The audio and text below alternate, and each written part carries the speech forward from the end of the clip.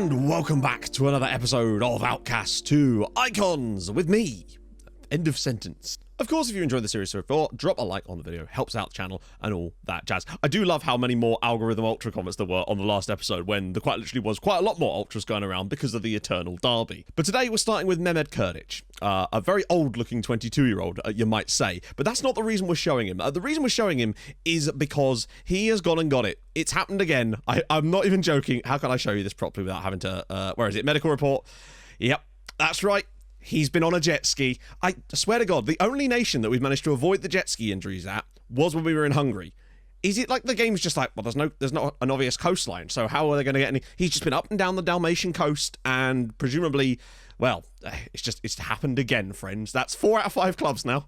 But in other news, I finally got the Z-Gen faces on the players for us, and I'll be honest with you, I feel like they've done my boy dirty here, Vlad H3. It reminds me a lot of what happened to Gretzio, but it is what it is. So this, obviously, you know all about Vlade. I feel like I've failed to get the best out of him so far, but he has at least managed to contribute a few goals to the cause. So hey, the Euros are now in full swing, and if you want to be the person to stay on top of it all, then the OneFootball app is for you. The Spain-Sweden game will be kicking off in like an hour's time, and if you had the OneFootball app, you'd know that Zlatan Ibrahimovic has just been called up for Spain. He hasn't. I should stress, he has not. But were that to happen, you would know immediately through the news notifications inside the OneFootball app. Get all the latest up-to-date statistics for the Euros, but of course all the other leagues around Europe and the rest of the world. Follow all your favourite teams and leagues and get live up-to-date team news, goals and statistics from every single one of them. So once again, a huge thank you to OneFootball for sponsoring this video, and of course, as always, you can download the app for free with the link in the top line of the description. We should hopefully have a youth intake today as well, which is going to be tasty, hopefully. Although, to be fair, the preview wasn't exactly spectacular, but with a team that's like we are, I honestly don't know what that means. That could still mean there's some quality in there, and I really hope there is. Also, today is going to be a day of tactical experimentation on account of the fact that, well, that's what I said I was going to do, so I'm going to do it anyway. So let's just jump in, actually. Plan for the day is I'm going to see, through just this episode, how we perform using our original style tactic. Because the problem with moving over to that new style of play that I've been adopting so far at Dynamo is that I actually have no reference point as to how much better or worse that actually would be than what we were doing before. At the end of the day, that's kind of what we're trying to build. So I'm going to do, just for today's video, our old style tactic. You know the one. Yes, there it is. Lovely in all its glory. Now, obviously, I had it input anyway, so the players, whilst not amazingly familiar, are, you know, not that much less familiar than they would have been with the other one anyway, so that is the right one, right? Yes, it is. Cool. So, yeah, we're going to try this out for today and see how the players look, see how the team looks, because for all I know, this one actually might work really well, but I want to be able to see it myself. Obviously, this is going to require some changes just because we do have a serious set of injuries as things stand, but that's fine. We can deal. Other injuries throughout the team. Defensively, we have been decimated this season. Oh, wow. Actually, wait, no. We can deal with this. Roberts will have to go to left back, but we do actually have sort of, Gennady Boykov that can play right back, sort of. But as for the centre-backs, I think what it's going to have to be is Ezri Konsa to centre-back, then Longstaff to here, and then Pavlich in as the ball-winning midfielder on this side. Now, is he left-footed, if I recall? Yes, he is. I wonder if that will actually help him playing on his left side, on his left foot. Not the be-all and end-all, but I do just wonder.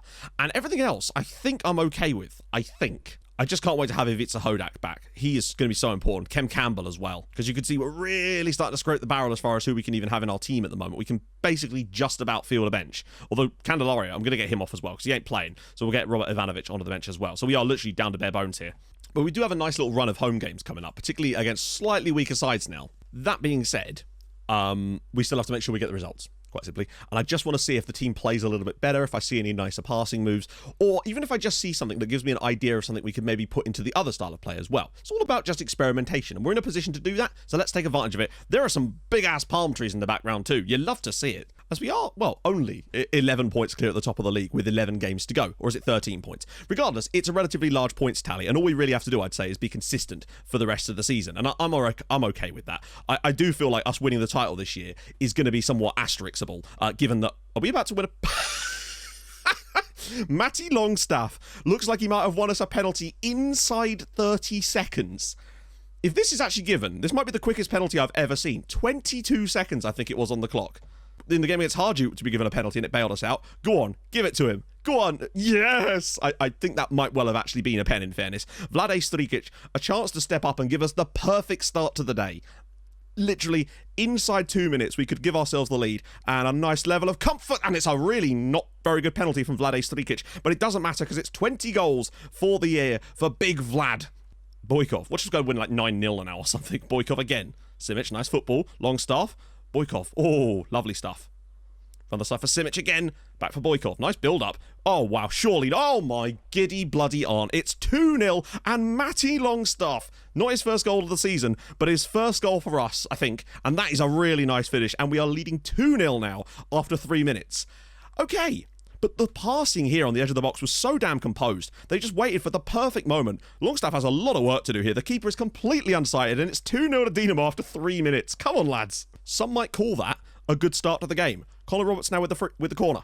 Oh, it's... Oh, what a save that is, and it was very nearly 3-0. Apologies if the noise there sounded like some kind of animal dying, but don't worry, I'm fine, as we nearly take a 3-goal advantage there, and Konsa's header now makes it 3-0. Ezri Konsa, Dinamo 0. What on earth is going on in this game? It's 3-0, and now Ezri Konsa has slapped us another one in. There's that word again. I don't know, 6 minutes gone, and we're 3 goals up. Great header from Ezri Konsa. Goalkeeper can't do anything about it. I know they're a worse team than us, but we haven't looked this good against the others. The reason I feel like it's important to do tests like this is because there's definitely ways that this shape and tactical idea can be improved, but oh my god, that was nearly a brilliant piece of play. But there might be things we can take from the other style that we've been developing that we can bring into this, or vice versa, as Vlade Strikic now driving through people, goes for goal, and Chavara makes the save. Well, half-time, we've kind of tailed off a little bit, but that's kind of only natural when you go 3 goals up inside 7 minutes. Mihailovic, nice work again. Oh, lovely build-up. Colin Roberts, can he get it back to his right foot? Around the side for Ramadan Sobhi. Can he slip it around the side for someone? He does! Mihailovic! Oh, what a brilliant piece of football. Dinamo Zagreb 4, Dugopolje 0. That was wonderful work. Everything about that build-up. This little ball there from Mihailovic to set it out wide for Colin Roberts. The patience to just knock this round the side for Sobhi. But again, he's figured a situation. Mihailovic makes the run, gets in behind, and it's a simple little finish from the attacking midfielder. That is gorgeous football and exactly what I like to see. Wow. And there we go. It is going to be Dinamo Zagreb 4, Dugopolje 0, which is a good result for us. Obviously, we wanted a good win, and I think we've played some lovely stuff today, and that's kind of what I'm interested in more and more. It's just us playing nice football to go with it, and getting the results. Obviously, 4-0 is a good win for us, unless there's a 5th goal in stoppage time here. I think it's unlikely, as we look like we're just going to play it around until the 90 minutes finishes, and all do passing like that, but Basila just bails him out easily there, and that's it. 4-0, really, really strong result. We needed that. I don't know where they were in the league overall out of that, but regardless, strong win. We're actually going to now go to 14 points clear as Hajduk dropped points against our affiliate side, Lokomotiva. You bloody love to see it, which gives us a nice little gap towards the top. But our goal difference is very, very excellent. And we will push on back in a minute, though, for the Cup semi-final against Hajduk. It's another eternal derby. Right then, we're back. First up was a pretty bad 0-0 draw against Lokomotiva, to be honest. Ezri Konsa's red card in the second half didn't exactly help us, but we were hardly great before that either. Definitely seeing some sort of exposing some flaws, seeing some drawbacks to this other style of play, particularly against weaker sides as well. Can be a bit iffy. You have no idea how hard it was to get it to even load the XG data for this because it was such a long time ago. Usually it's fine because I just play the goals and then it loads it, but because there was no goals, I could not get it to do it, so I had to watch the bloody red card just to get it to load the XG data. Next up, though, we were at home against Rudesh, and things looked a lot better in this game. Strikic getting the ball out on the right-hand side here, pulls it across eventually, and there at the back post was Mihailovic. He's been really good during this period, which was lovely to see. Then we won a penalty, which Strikic, of course, dispatched comfortably on 32 minutes to give us a comfortable lead against the bottom club. But in the second half, we started to tail off a little bit. That was until the final stages of the game. Strock came off the bench, puts a gorgeous ball in, great header from Gilabert to make it 3-0, and a very comfortable result in the end. But we still had time for one more banger. Roberts with the ball in, Basila with the header, 4-0. Good result for the lads. Thoroughly deserved victory. One thing I've noticed about this style of play is we definitely look more stable defensively. Like, that is without a shadow of a doubt. It's just sometimes our attack can let us down. But next up, we went away to second place Rijeka, and this was a great game. Sirmic getting the ball out on the right-hand side here. Goes to Colin Roberts. Great ball in. There was the header from Strikic. 1-0. And whilst that was all we needed, we probably could have had more in this game. This was a dominant performance. And it does make me wonder if against better sides, this actually might be the right idea to go with. We looked far more defensively stable in today's game, and we had a decent amount of attacking threat without looking quite so vulnerable at the back. Vlade Strikic opened himself up a little bit as well there. Nice to see him get a goal. Unfortunately, directly off the back of that, we conceded our first goal in this period, 1-0. And unfortunately, that was all it was against Osijek. And it's one of those games where I honestly don't think we were that bad. If you actually look at this game, most of the time we probably win this, or at the very least don't concede. It's just, we just didn't have enough going forward in this one. Still look very, very solid at the back, and they scored with barely nothing, but it is what it is. But then next up at home for Rajdin, we got back on the winning horse, so to speak. Longstaff getting the ball here. Eventually, it slipped through for Mihailovic to score another one, which is really nice to see Tony Mihailovic hitting those goals for us, because that's what I want from that position. And then it was just the Matty Longstaff show, to be honest. Gilabert's ball through. It comes back out wide to Candelaria here. Great ball in. Matty Longstaff header. 2-0 to Dinamo. And another goal for Matty Longstaff, which is just nice to see. He seems like a good lad. Then Strikic getting the ball out on the right-hand side in the 48th minute here. Does a great job of holding it up eventually before popping it across for another simple finish for Longstaff for 3-0. A brace for him on the night. Nice to see Mihailovic scoring as well. Another excellent performance from the guys. Again, very, very strong defensively. Really nice to see. Then lastly, it was away against Gorica with a chance to win the title with a victory. Kolarov was getting the ball out here to Longstaff. Ball was whipped through off the post, comes back to Mihailovic. Another goal for him, 1-0. And I felt confident that we'd get the title at that point. As then on 18 minutes, Konsa picks out a gorgeous pass through. Longstaff, great first touch, hammers that into the back of the net for yet another goal for Matty Longstaff. I'm a huge fan of the guy. But then a slight sting in the tail. In the 60th minute, we actually conceded our first goal from open play since we switched over to this style of play. Great header from the edge of the box to make it 2-1, and I did start to get a little bit concerned at that point, but I needn't have been, as just 6 minutes later, some poor defending here, Strikic nicking the ball off the defender, sets himself brilliantly on his left foot, opens his body out, 3-1, great goal from Vlade Strikic. Nice to see him scoring that sort of goal for us as well, to make it 3-1 and surely wrap up the title. But then in the 92nd minute, we very nearly score here, comes back to Adama Traore, puts it across, there was Strikic for 4-1 and the title. And just nice to see Vlade Strikic scoring himself a brace in this game as well. And again, as you can see, very strong defensively, much better going forward here, and I wonder if cohesion is part of that, but also weaker teams, so you're just not sure. But all in all, we currently sit 14 points clear at the top of the league, and we have started to not extend the gap. I think the gap's been kind of managed since we came in, as we're starting to sort of learn the ropes, so to speak. Strikic up to 16 goals in the league now. I think he's definitely jumped up a bit more on that one since we have arrived, but we have also lost 2 games since we came in, and they'd only lost once at the time when we joined, so there is that too. And with us winning the title, of course, is Champions League qualification, £22 million transfer budget, and 280,000 of spare wage budget. That's a lot of money. Now, we did have a youth intake. You're seeing it on your screen right now, and yes, thank God. I was worried when I saw that yellow that we weren't going to get anything sort of worth talking about. But the overall youth intake, not spectacular, but one player, very happy with. And this is he. This is Josip Glavaš, a 15-year-old Croatian, obviously, attacking midfielder, essentially. Some lovely mentals on him. Great passing, great technique, decent agility already. He's got good dribbling as well. There's a lot that this guy could achieve, I feel like, with the right sort of application. Now, I want your opinions on this one, honestly. Where do you think... I mean, obviously, attacking midfield seems to be the best role. But it's a question of, I would like to get him working on his finishing anyway, on account of the fact that his passing is actually already so good. I'd like to boost that finishing up a little bit, because it is super important in this team, regardless of what role we potentially use there, to have good finishing. I'm going to obviously persist with the tactic for this game too. Let's talk about this. So, I definitely feel like there's pros and cons to both styles of play. I feel like overall, we're probably more of an attacking threat with the original style, which sort of stands to reason considering it is a more attacking system, quite simply. We've got more players further forward and a more aggressive approach in general to most things about it. It does, however, leave us a little bit open at the back. As we've seen, we conceded way more goals with it, and more importantly, we concede way more chances. I was looking at some of the analysis, and with the old style of play, we concede a chance like every 35 to 40 minutes, roughly. With the new one, it's like every 3 games. That is actually kind of nuts, how good and miserly we have been at the back with that kind of shape. If it's a Hodak's also back, which definitely helps us out.